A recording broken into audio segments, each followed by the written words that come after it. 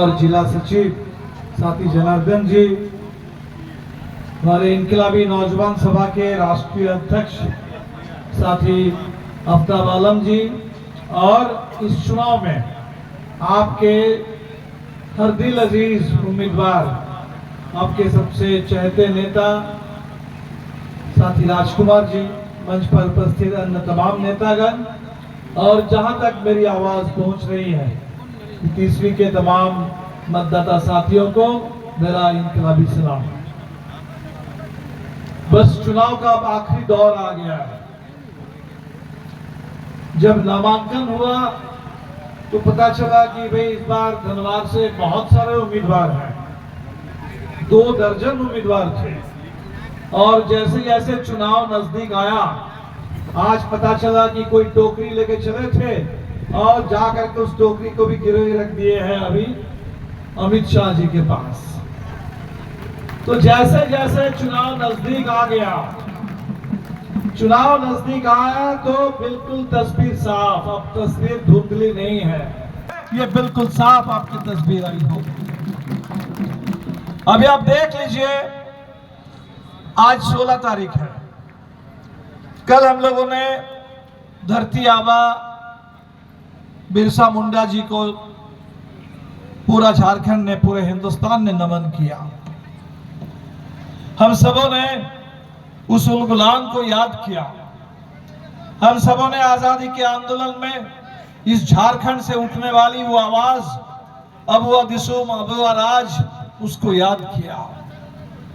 क्या सपना था, क्या संघर्ष था कि इस देश के आदिवासियों के लिए, इस देश के किसान, इस देश के मेहनत कशों के लिए, उनके लिए पूरी आजादी आएगी, देश में पूरा सम्मान मिलेगा, पूरा हक मिलेगा अपने देश में।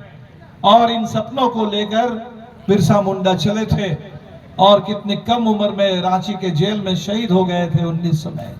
149 साल पहले, अगले साल उनके 150 साल पूरे हो जाएंगे।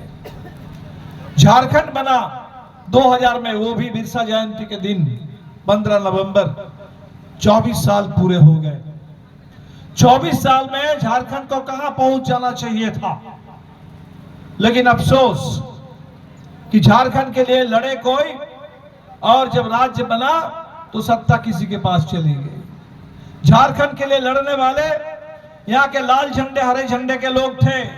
Comrade A.K. राय थे, कॉमरेड महेंद्र सिंह थे।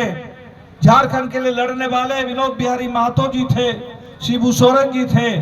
लेकिन जब झारखंड में पहली बार सरकार बनी तो भारतीय जनता पार्टी, जिसको झारखंड नाम से भी एलर्जी थी, उनका बस चलता तो झारखंड का नाम वनांचल कर देते, उनका बस चलता तो इस देश के आदिवासियों को वनवासी कह देते हैं।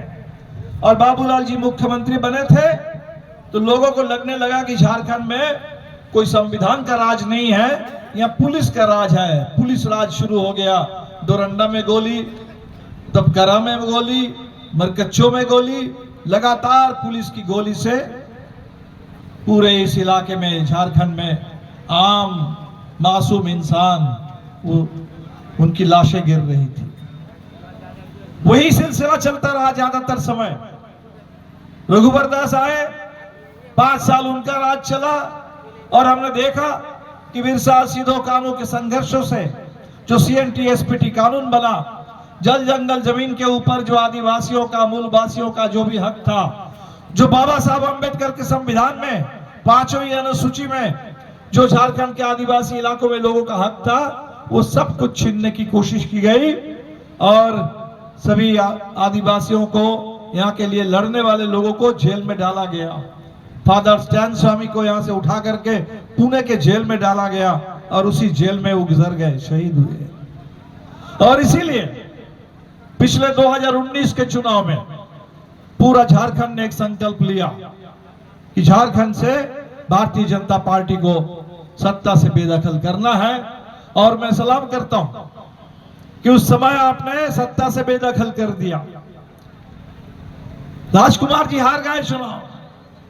बाबूलाल जी आकर के बोले थे उस समय कि हम तो जरूरत पड़े तो कुतुब मीनार से भी कूद जाएंगे, लेकिन भारतीय जनता पार्टी में कभी नहीं जाएंगे।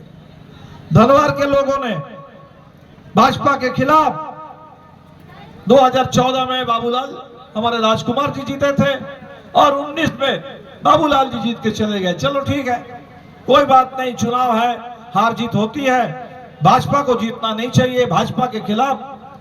लेकिन चुनाव जब खत्म हो गया और यहां हेमंत सोरेन की सरकार बनी, भारतीय जनता पार्टी सत्ता से बेदखल, और हमने देखा कि उस समय चुनाव के 1 महीना भी नहीं बीता, चुनाव के बाद बाबूलाल जी उसी भारतीय जनता पार्टी में चले गए। और पिछले 5 साल की जो सरकार थी, पूरे दिल्ली में मोदी जी, अमित शाह बिल्कुल नहीं चाहते थे कि झारखंड में ये भाजपा विरोधी जो सरकार है, ये सरकार चल सके। आपने देखा किस तरह से लोकसभा चुनाव से ठीक पहले हेमंत सोरेन को जेल में डाला गया। अभी अभी आपने देखा चुनाव से पहले किस तरह से पूर्व मुख्यमंत्री चंपई सोरेन को तोड़ करके भारतीय जनता पार्टी ने अपने साथ कर लिया। और अभी हर सभा में जिस भाषा में अमित शाह चंपई सोरेन जी को बुलाते हैं, उसका वीडियो देखिए तो आपको बिल्कुल साफ हो जाएगा कि आदिवासी नेताओं के लिए भाजपा के नेताओं के मन में कहीं कोई सम्मान नहीं है। लेकिन इस पूरे जो महाराष्ट्र में इन्होंने किया था, तोड़ करके वहां शिवसेना को तोड़ा, राष्ट्रवादी कांग्रेस पार्टी को तोड़ा, सत्ता पर कब्जा किया, यही काम यहां करना चाहते थे झारखंड में। लेकिन झारखंड के लोगों की एकता, झारखंड के तमाम यहां के लोगों की जागरूकता झारखंड के अंदर भाजपा की साजिश को सफल नहीं होने दिया। इस चुनाव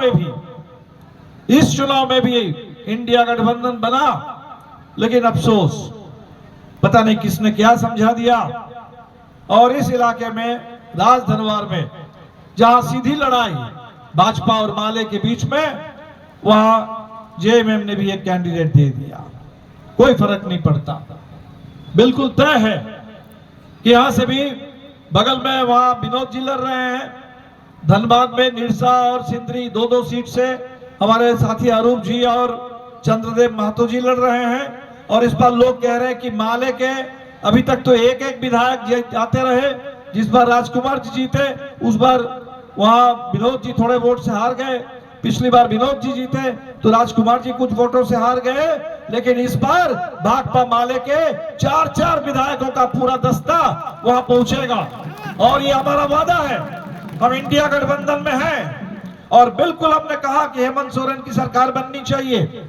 और जो कुछ भी पिछले 5 साल में सही कोशिश शुरू हुई, चाहे रोजगार का मोर्चा हो, महिलाओं के लिए 1000 रुपए का अभी जो मिल रहा है, जिसको दिसंबर महीने से 2500 करने की बात है, जो हमारे रसोईया बहनें हैं, जो आशा में काम करने वाली सहिया दीदी है, सबका मानदेय बढ़ाने की बात हुई है। ये सब कुछ जो एजेंडा है, जो जनता के पक्ष में, जो बिजली बिल माफ करने की बात, जो किसानों का कर्ज माफ करने की बात, ये भाकपा माले का वादा है, पूरे इंडिया गठबंधन का वादा है कि आने वाले दिन में और तेज रफ्तार से जनता के हक में हम लोग काम करेंगे यहाँ। और वहां राजकुमार जी भी जीत के जाएंगे तो राजकुमार जी का पूरा समर्थन इंडिया गठबंधन के लिए उस रांची में भारतीय जनता पार्टी के खिलाफ उस सरकार के लिए रहेगा। इसलिए इसमें कहीं कोई किसी तरह के कोई कंफ्यूजन की कोई बात नहीं है। यहाँ भाकपा माले इंडिया गठबंधन में है और हम लोग बिल्कुल झारखंड के अंदर भारतीय जनता पार्टी को शिकस्त देंगे और भाजपा विरोधी सरकार यहाँ चलाएंगे अगले 5 साल। साथियों, हम क्यों इस बात को कर रहे हैं? क्योंकि अभी पूरे देश में जो भारतीय जनता पार्टी है, भारतीय जनता पार्टी का सिर्फ और सिर्फ कुर्सी से मतलब है, सत्ता से मतलब है। और वो जो सत्ता है, तो पानी दीजिए, उस सत्ता का इस्तेमाल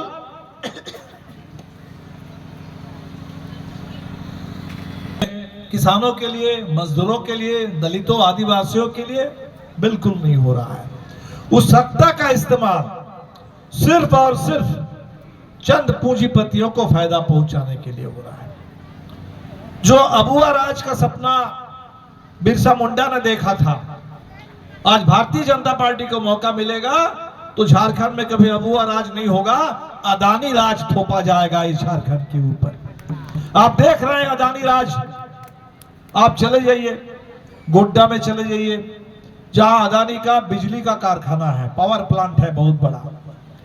उस पावर प्लांट में आप जानते हैं एनटीपीसी के जहां भी फैक्ट्री हो, पावर प्लांट हो, तो कोयला जला करके बिजली बनाई जाती है। वो गोड्डा के पावर प्लांट में जो कोयला जलता है वो झारखंड का कोयला नहीं है, वो हिंदुस्तान का ही कोयला नहीं है, वो कोयला ऑस्ट्रेलिया से आता है, क्योंकि ऑस्ट्रेलिया में मोदी जी ने अदानी को खदान दिलवा दिया है। उस खदान से महंगा कोयला यहां आता है। इसका मतलब कोयला मंगाने में वो कोयला का जो मुनाफा है वो भी अदानी को, झारखंड के गोड्डा के किसानों की जमीन चली गई, झारखंड का पानी चला गया, झारखंड के हिस्से में आया सिर्फ धुआं, प्रदूषण, और बिजली जो बनती है वो पूरी की पूरी महंगी बिजली बांग्लादेश में चली जाती थी। तो झारखंड का इस्तेमाल सिर्फ अदानी को फायदा पहुंचाने के लिए, कोयला आए तब भी अदानी को फायदा और बिजली बेच करके भी अदानी को फायदा। और इसीलिए हमने कहा कि अदानी का अड्डा बनाना चाहते हैं, अदानी राज लाना चाहते हैं पूरे झारखंड पर, इसको लूट खंड में तब्दील करना चाहते हैं। बगल में हजारीबाग में आपको पता होगा अदानी को मिल गया है वहां कोयला ब्लॉक। मैं वहां के कुछ किसानों को सलाम करता हूं, पिछले 2 साल से धरने पे बैठे हुए हैं। उन्होंने कहा कि इस जमीन को हम अदानी को कब्जा नहीं करने देंगे, यहाँ हमारी अच्छी खेती होती है, इस खेती की जमीन पर यहाँ अदानी का कोयला का खदान नहीं चलेगा। धनबाद में चले जाइए, फर्टिलाइजर की फैक्ट्री, सीमेंट की फैक्ट्री सब अदानी के हाथ में चली गई। तो इस चुनाव में हमारे सामने सबसे बड़ा सवाल है कि झारखंड के खदानों को अदानी से बचाना है, झारखंड को अदानीकरण से बचाना है, और झारखंड का जो हक का पैसा है, जो सुप्रीम कोर्ट ने भी कहा कि कोयला का पूरे रॉयल्टी झारखंड को तय करने का हक मिलना चाहिए, पूरी रॉयल्टी मिले तो झारखंड के रोजगार के लिए, स्वास्थ्य के लिए, शिक्षा के लिए जो बजट चाहिए वो हम झारखंड से पैदा कर सकते हैं अगर अदानी के रूट पर रोक लगे। लेकिन ये अदानी का लूट, इसको थोपने के लिए भाजपा वाले क्या करते हैं, वो जानते हैं कि अगर लोग जगह होंगे, लोगों के बीच में वो जो पूरे आजादी के आंदोलन के दौर में जो एकता बनी थी, हिंदू, मुस्लिम, सिख, ईसाई, तमाम आदिवासी, सरना मानने वाले भी, ईसाई धर्म को मानने वाले सभी लोगों के बीच में जो एकता बनी थी, वो एकता अगर कायम रहेगी तब ये अदानी का लूट मुश्किल है। और इसीलिए अदानी राज को थोपने के लिए ये चाहते हैं कि झारखंड के लोग आपस में बढ़ जाए। और इसके लिए ये जो हिमंत विश्व शर्मा आए हैं, जो जहर उगल रहे हैं, जो हमारे जोगी जी आए हैं जो जहर उगल रहे हैं, पूरे मोदी जी को जब भी मौका मिला, झारखंड में सरकार बनी थी, दिल्ली में सरकार थी और यहाँ मॉब लिंचिंग हो रही थी, लगातार मॉब लिंचिंग। और मॉब लिंचिंग में सिर्फ मुस्लिम नहीं मारे जा रहे थे, कई जगह हमने देखा गुमला में आदिवासी भी मारे गए। तो दलित, आदिवासी, मुस्लिम जो कमजोर लोग हैं उनको निशाने पर लेकर के उनको सताने के लिए मॉब लिंचिंग का सिलसिला शुरू हुआ।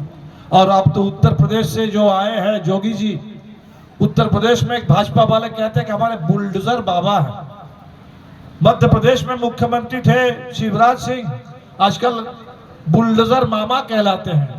ये बुलडोजर बाबा, ये बुलडोजर मामा 13 तारीख को सुप्रीम कोर्ट ने फैसला सुना दिया। सुप्रीम कोर्ट ने साफ कह दिया कि जहां संविधान का राज है, जहां कानून का राज है, वहां बुलडोजर के लिए कहीं कोई जगह नहीं है। बुलडोजर राज पर सुप्रीम कोर्ट ने कह दिया ये संविधान विरोधी है। भाजपा का हर कदम संविधान के खिलाफ है, कदम कदम पर ये संविधान की धज्जियां उड़ाते हैं। आपको पता है चुनाव से पहले सुप्रीम कोर्ट ने कह दिया था कि वो जो चुनावी चंदे के लिए चुनावी बॉन्ड भाजपा ने बना रखा था, मोदी सरकार ने, सुप्रीम कोर्ट ने रोक लगा दी, कहा कि ये संविधान विरोधी है, संविधान विरोधी है। किसी पर अगर कोई इल्जाम लग जाए तो इल्जाम लग जाने से कोई दोषी नहीं हो जाता है, और कौन दोषी है और नहीं दोषी है और किसको कितनी सजा मिलनी चाहिए ये तय करने का अधिकार सरकार को नहीं है। ये तय करने का अधिकार न्यायपालिका को है, कोर्ट को है, यहां से लेके हाई कोर्ट से सुप्रीम कोर्ट तक। तो कोर्ट के काम में दखल देना सरकार का तो अधिकार नहीं है। तो कोर्ट ने कहा कि आप दखल मत दो। और किसी एक घर में अगर कोई साबित भी हो जाए, मान लिया कि झूठे मुकदमे में कभी लोग फंसते भी हैं, अगर कोर्ट से किसी एक के खिलाफ अगर सजा सुनाई जाए और आप पूरे परिवार को पूरा तहस नहस कर दोगे, पूरे परिवार के घर को तोड़ दोगे, पूरे परिवार को बेघर कर दोगे, यह किस देश का कानून है? यह कौन सा इंसाफ है? और इसीलिए भाजपा के इस बुलडोजर राज को रोकना है। हम आपसे कहेंगे कि जो चुनाव है 20 तारीख को चुनाव हो जाएगा, 23 तारीख को गिनती हो जाएगी, सामने 26 नवंबर है। 26 नवंबर का जिक्र मैं क्यों कर रहा हूं? 26 नवंबर 1949 को हिंदुस्तान में संविधान पारित हुआ था। 26 नवंबर 1949 को संविधान पारित हुआ और 26 जनवरी 1950 में संविधान लागू हुआ। तब चुनाव में वोट डालने जाइएगा, उस संविधान को याद कीजिए। बाबा साहब अंबेडकर ने पूरे हिंदुस्तान के सिर्फ दलितों के लिए नहीं, हिंदुस्तान के हर नागरिक के लिए, पूरे आवाम के लिए जो संविधान दिया, उस संविधान के पहले पन्ने पर लिखा हुआ है कि हिंदुस्तान में जो सत्ता है, उस सत्ता की ताकत कहीं और से नहीं आती, हिंदुस्तान के आवाम से ताकत मिलती है। We the people of India, we the people of India, हम लोग हिंदुस्तान के, हमारा धर्म अलग अलग है, हिंदू, मुस्लिम, सिख, ईसाई, जैन, बौद्ध, अलग अलग धर्म मानने वाले लोग हैं। हमारी भाषा अलग अलग है, भाषा अलग अलग है इस देश में, भाषा अलग, धर्म अलग, संस्कृति अलग, रीति रिवाज अलग, खान पान रहन सहन अलग, कोई मांसाहारी है, कोई शाकाहारी है, लेकिन संविधान ने कह दिया कोई फर्क नहीं पड़ता, कोई फर्क नहीं पड़ता।